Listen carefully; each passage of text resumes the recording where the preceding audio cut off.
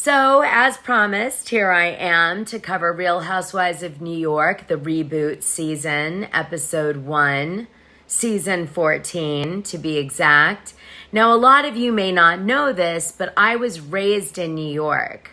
So, I was a wild child. I went to a school called Nightingale Bamford. I was right next door to Sacred Heart and Spence, and I was like Drew Barrymore and Paris Hilton, partying my ass off at 13 until my dad moved me out of New York and moved me to Greenwich, Connecticut, because I was out of control.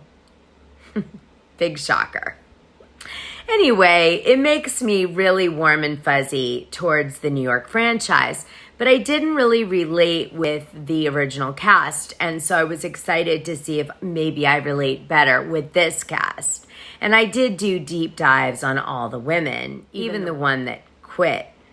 So the women had their launch party for the new show a few days ago at the Rainbow Room, which they've redone, so it's really nice. And they all went and took photos there. Giselle Tank, the new Indian housewife, she is the first ever, by the way. She got nauseous and sick and threw up. So hopefully that's not an omen of what's to come. Now, everybody seems really enamored with Brynn Whitfield, but I have to say a few things. So out of the gate, everybody seems really enamored with Brynn Whitfield, but the thing about Brynn is, didn't you notice you didn't see anything about her single life, where she's at, her family, nothing? That's because Brynn Whitfield really casted for this show, and she was really an LA girl, and they moved her for the show to New York. She's a transplant, but she's in no way, shape, or form a real New Yorker. So she's not really behaving in a way that real New Yorkers would, like Erin. Brynn has very little work experience. She's dabbled in marketing and all of this, but not really like that go-getter New Yorker attitude. So why I believe that Brynn's really on the show is to stir shit up and to basically lie or do whatever she has to, honestly, to get the other cast members to create drama. If you want to know who are the more established housewives who are legit New York, so the true, authentic girls in this group to New York are Ubah Hassan, Sai De Silva, Erin Leachy, and Jenna Lyons. Giselle also was a transplant. She didn't live in New York either, and she moved, I'm pretty sure, for the show. Now, Giselle Tank seems to be oh so New York, right? She came from London, and she's a fashion publicist and all this stuff. But my intel that I got was she was in Texas before she came to New York pretty recently, and I think it was for the show. Now, maybe they had another apartment there, and they went back and forth, but yeah, not 100%. Now, by the way, the other thing I think about Giselle is her husband and her are going to be the first to break up. So I'm going to give you a prediction now,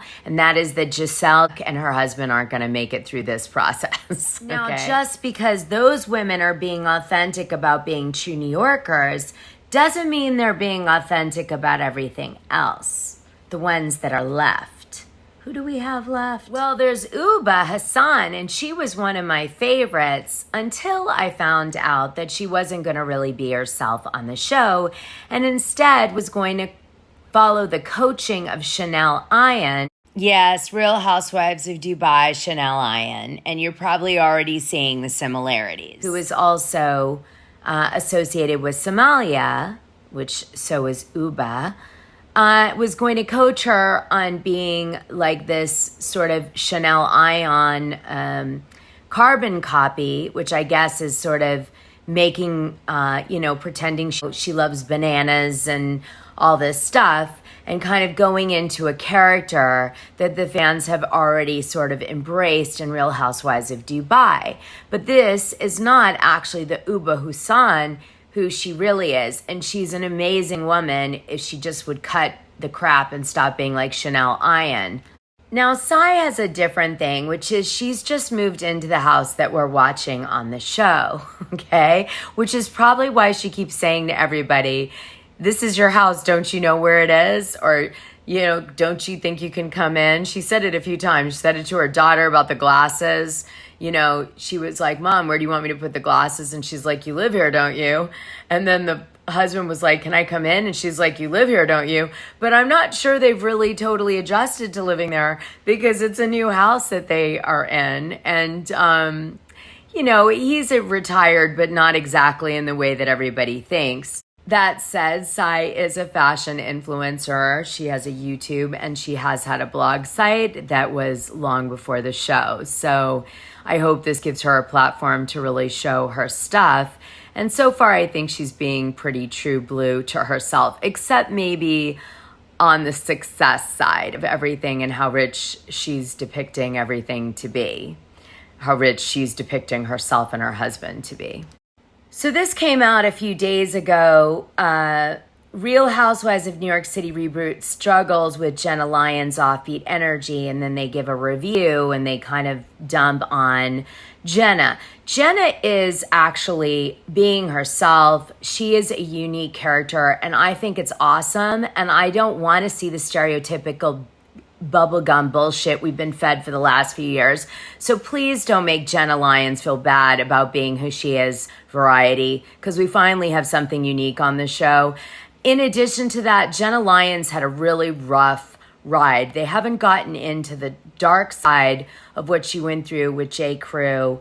Also, she was in a relationship for 10 years with a man, and she had her son with him, and then she realized she was a lesbian, and her relationship got blown apart by, the New York Post, who came out about her being a lesbian. And I believe that this caused the end of her marriage. I'm doing this from memory because I did the deep dive on her and the other girls about 6 months ago, so it's a little foggy. I'll have to review it for next week's, but that's as I recall it. So Erin is the real deal. She sells for a particular real estate development in New York City.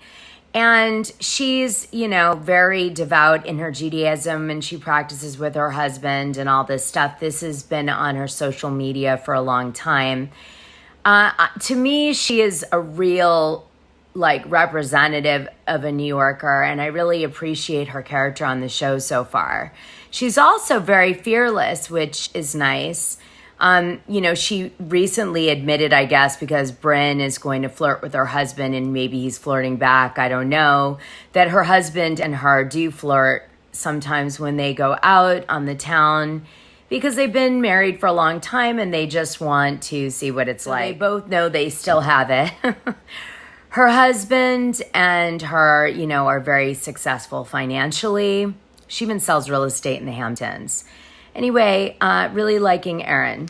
Okay, so on the first night's episode, it starts out with Erin being very angry with Brynn, mainly because Brynn pretended that she went home and went to bed when she was invited to a group girls dinner, which I think might have been at Bond Street, is what I'm thinking. And instead, she went to Casa Cipriani, which is a much cooler spot. It's also a private club. And so she lies to Erin so she can hook up with Sai and they can go to a better eatery. But she's also single. And frankly, what are we seeing? As I mentioned earlier, Brynn Whitfield's from LA. So her style is not New York. New York girls would never go to dinner to a hot spot necessarily over their friends because they would treasure the friendship over the hot spot.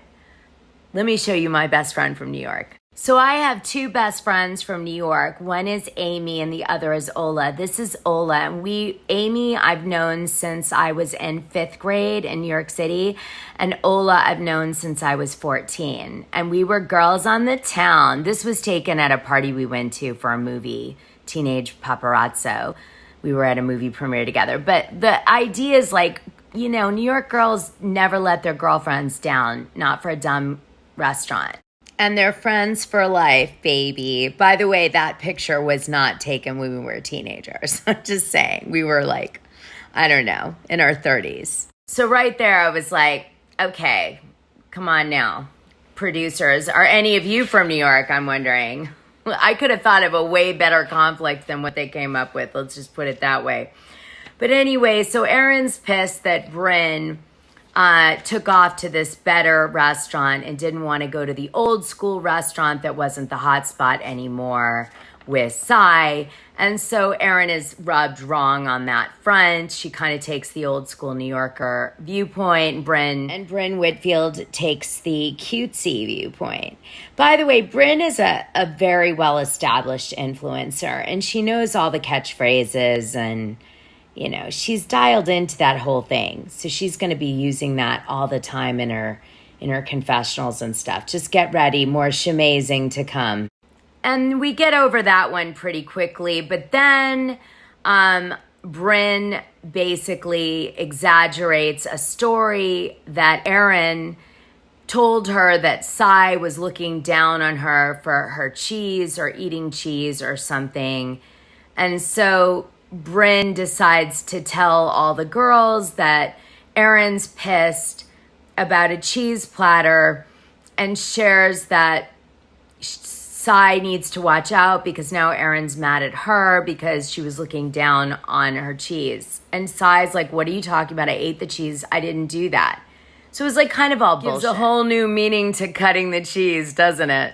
So what do we have happening now? Okay, we've got Sai, who's being used as a pawn for Brynn to create drama over nothing, which is probably a lie, but using Erin because Erin's the brave one that might actually make a stink. Anyway, that's what's really happening here.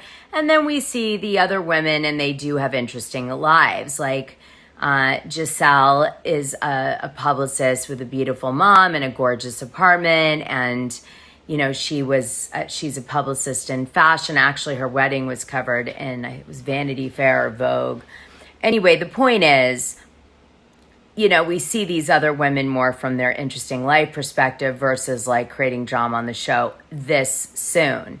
And of course, Ubah is like duplicating Chanel Lyons' thing because she is advising her. Anyway, I'm totally intrigued by Jenna. I could just watch Jenna do nothing and be like, it's good TV. So that's my thing on Jenna.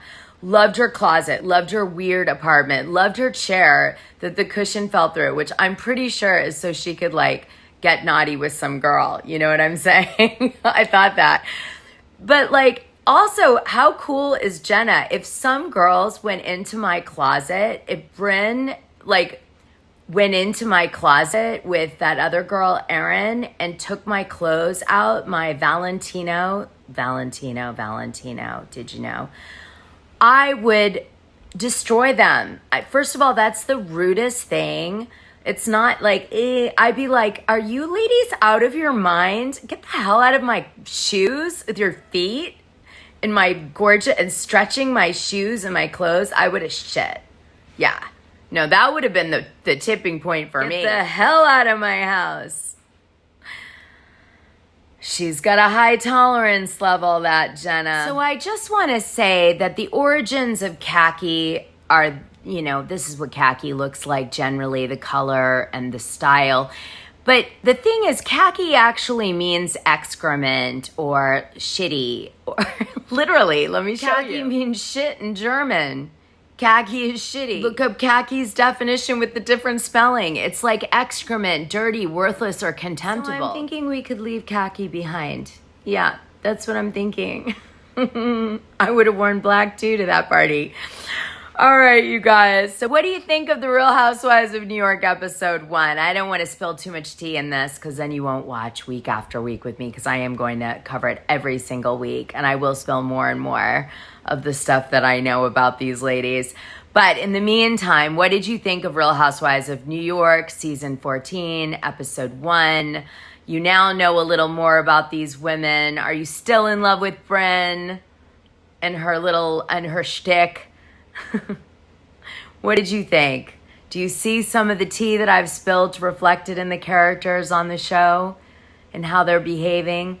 All right, well, let me know what you think, and then next week I'll spill a little more. Okay, see you next week on this one. Oh, by the way, later today I'm dropping the juiciest Real Housewives of Beverly Hills. You'll think it's about one thing, but when you get into the end of the video, you'll find out it's about another. I'm sneaky like that.